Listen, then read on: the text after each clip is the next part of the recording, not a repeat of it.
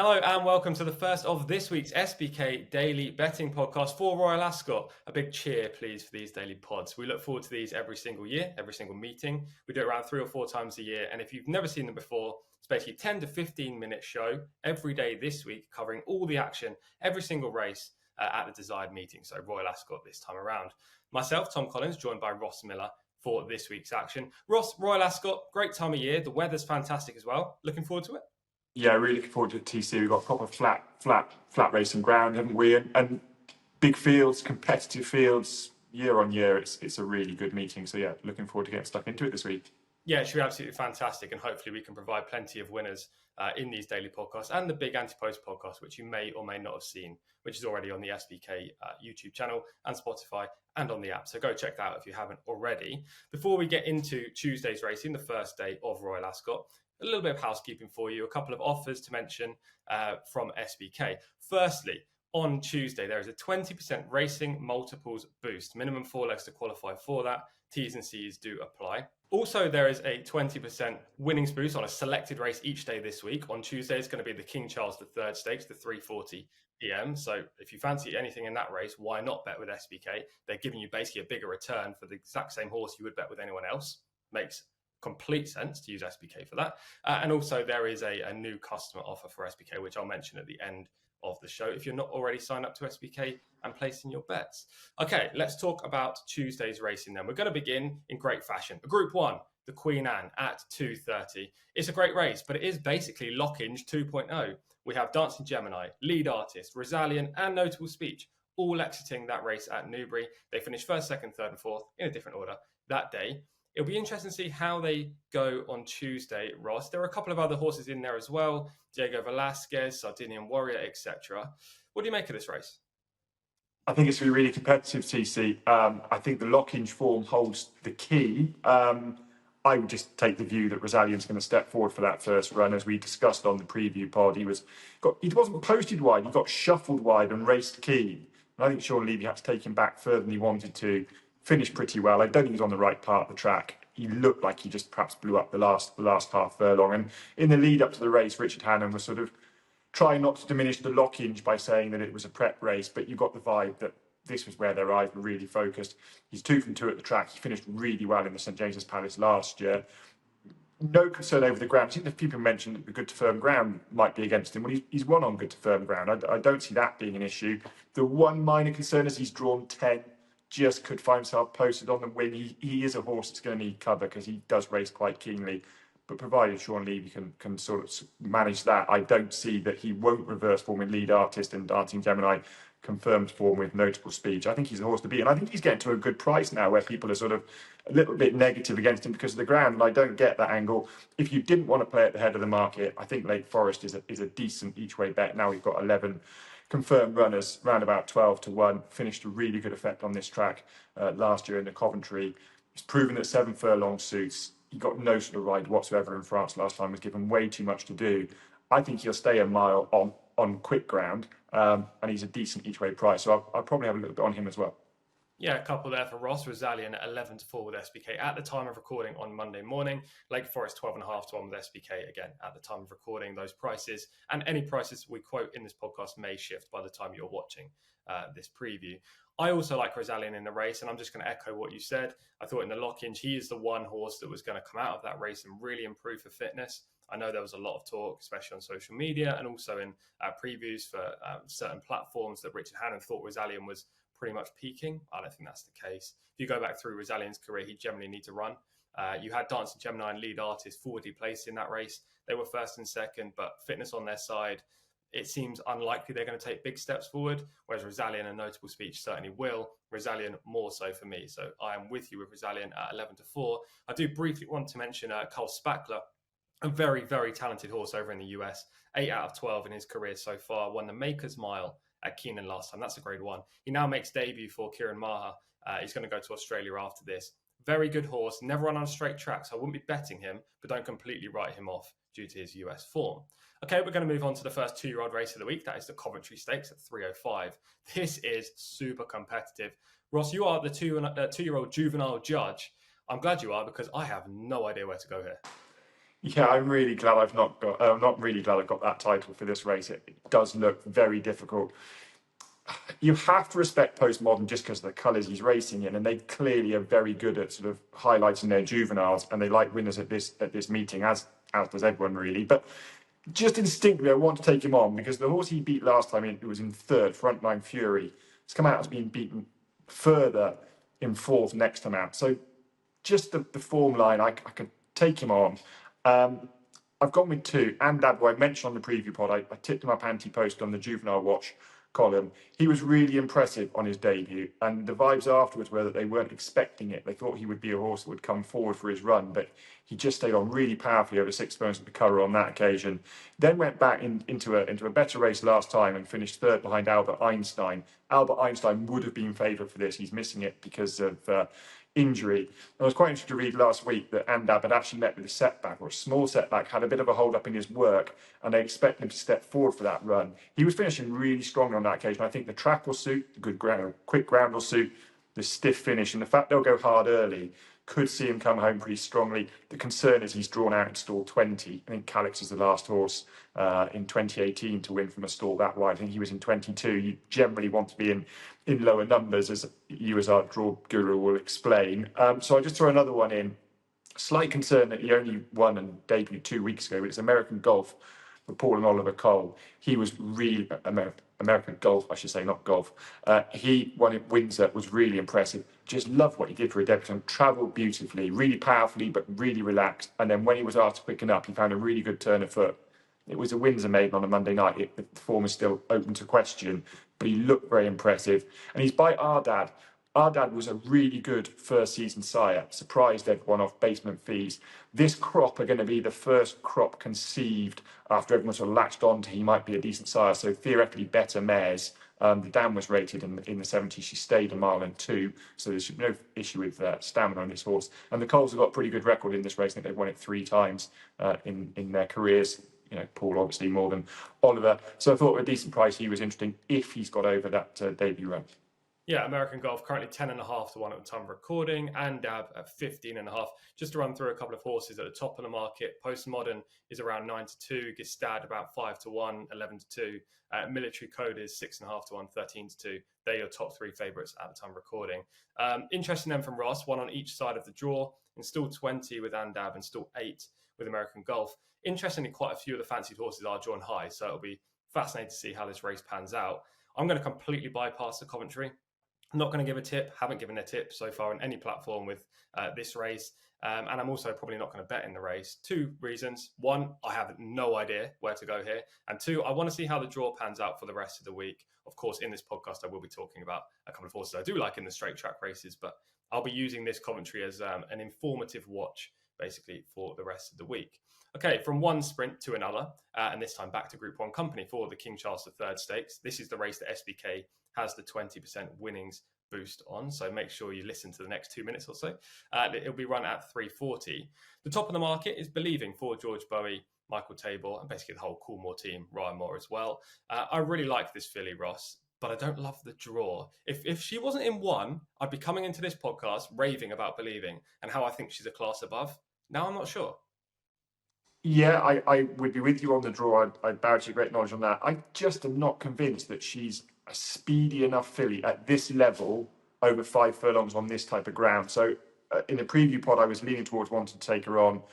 As you said, the draw has just nudged me in that direction. But I want to take on last year's winner, Aspora, as well. I just don't like the prep for her. They made a really big deal last year, the fact that she'd had that UK run and it had really brought her forwards.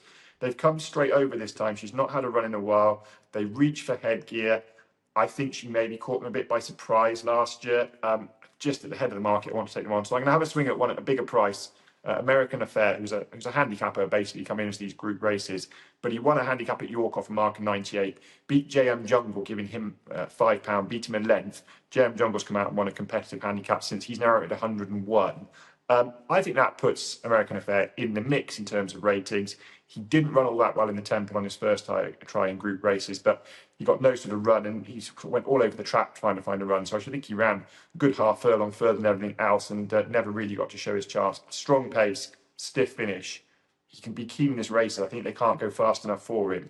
I expect him to come home well. He's an each-way pro, so I take a swing at him when I don't like the two at the head of the market. American Affair at 23-1 with SBK at the time of recording. As for it and Believing are your current 9-2 favourites, 7-1 Night Raider and Bigger the Rest. I thought Believing should be favourite in this race, and I'm hoping she's going to drift a little bit due to that draw.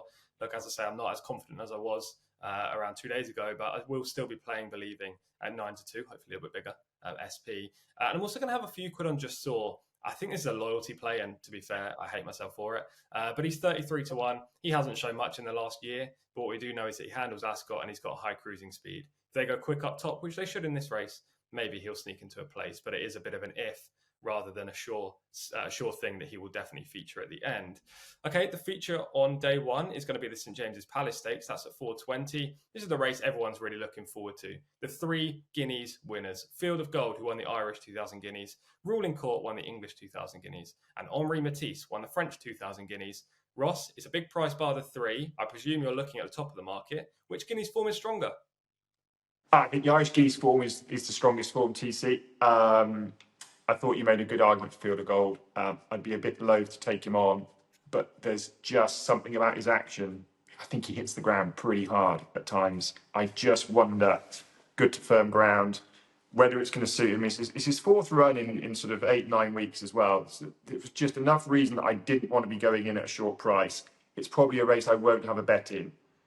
For selection purposes, I would just chance Henri Matisse. He was a bit of a monkey last year. He sort of snatched defeat from the jaws of victory a couple of times, sort of rolling around a little bit. He's looked better this year. He's 2 from 2 over this trip. He won on firm ground out in the Breeders' Cup. I think that's a really strong point. He most definitely got the best ride to win the French Guineas. It was a brilliant Ryan Moore ride. Whether he can do the same again, I'm not sure. But Field of Gold is going to want to be settled and want to be covered up. If he can sort of slipstream and get first run, I would just be interested to see if he can sort of step forward again, because he's clearly a horse held in high regard. Field of Gold has definitely got the strongest form. A mild concern over whether this really quick ground is going to suit him. He's only racing it once, but that was on his debut when he was beaten. It would be foolish to say the ground beat him, but it's there to be answered as a question. Short prices on the first day of Ascot, I try and stay away from them. So I chance Henri Matisse the selection, but I probably won't have a bet. Yeah, that's fair. Henri Matisse is currently around 4-1. Ruling Court, the horse that we haven't really talked about, won the English Guineas. Did so well, but probably wasn't the best horse in the race. He's 3-1, and Field of Gold, the current favourite, around 5-6. I am going to be with Field of Gold. I think he's the best horse in the race. I think he should have won the English Guineas. More so, he didn't love the track instead of the jockey, but Kieran Schumacher wasn't amazing on board. It probably was a 6 out of 10 ride, which was kind of made out to be a 2 out of 10 ride in the aftermath. He just didn't seem to fire into the dip at Newmarket. And I think a flatter track, much like we saw in Ireland, suits him a little bit better. Maybe the ground is a little bit fast for him, but I think he'll get away with it. He looks a top quality prospect for me. Just a brief mention on the other 2. Ruling Court, I don't really see how running 2 weeks after when he should have run in the Derby will keep him at 100%. I think he may be slightly over the top. This is definitely plan B for him. Henri Matisse has a lot of ability, but I did think he got an A1 ride in France, and he does pull up in front, as Ross hinted at. So you kind of need to hope that Ryan finds the jam stick just at the right time with him. But it should be a phenomenal race. 3 horses at the top of the market. One of them is sure to win. Okay, on to the handicaps now. Well, we'll have a brief interlude after this race, but 2 handicaps from the 3 remaining races. We're going to start with the Ascot Stakes at 5 p.m. Huge field, competitive race.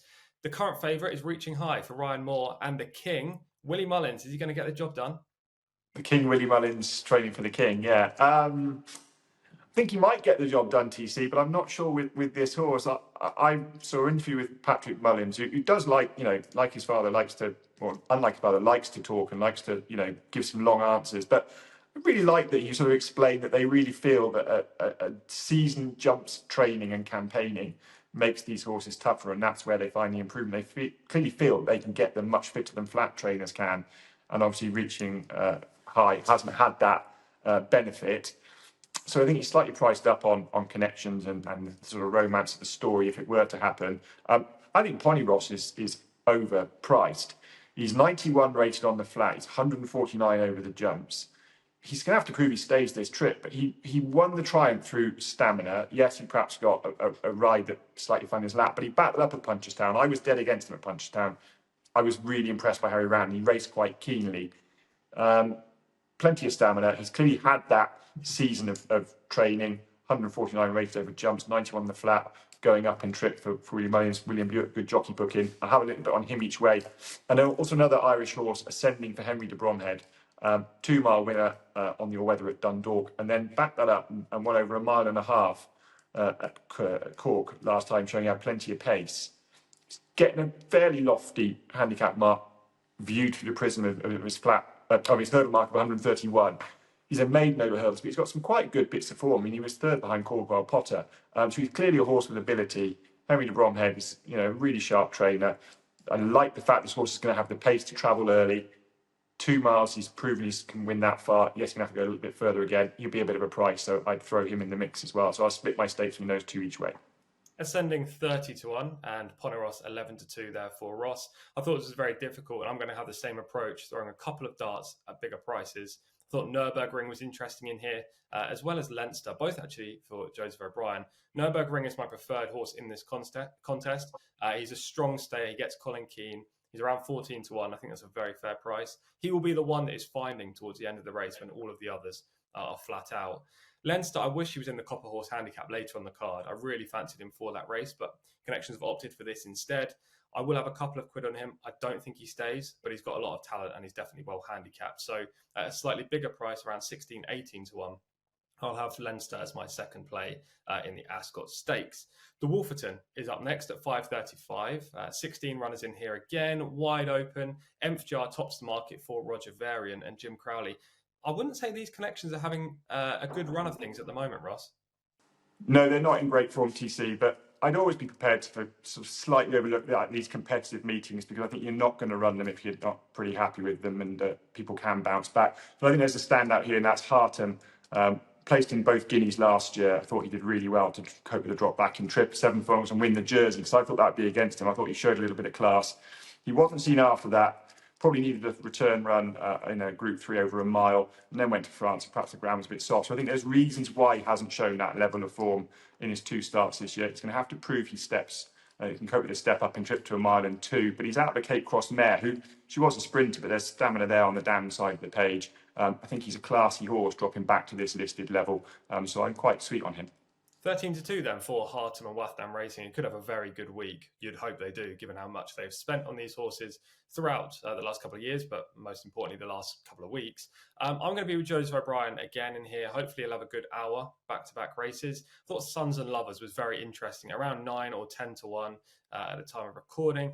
This 4-year-old ran in numerous races at listed level last year and actually shaped pretty well, placing on a couple of attempts. Subsequently then moved to Joseph O'Brien, went to Ireland from Jane Chapel-Hyme, and has run twice this year in group races where he's just had no chance of winning.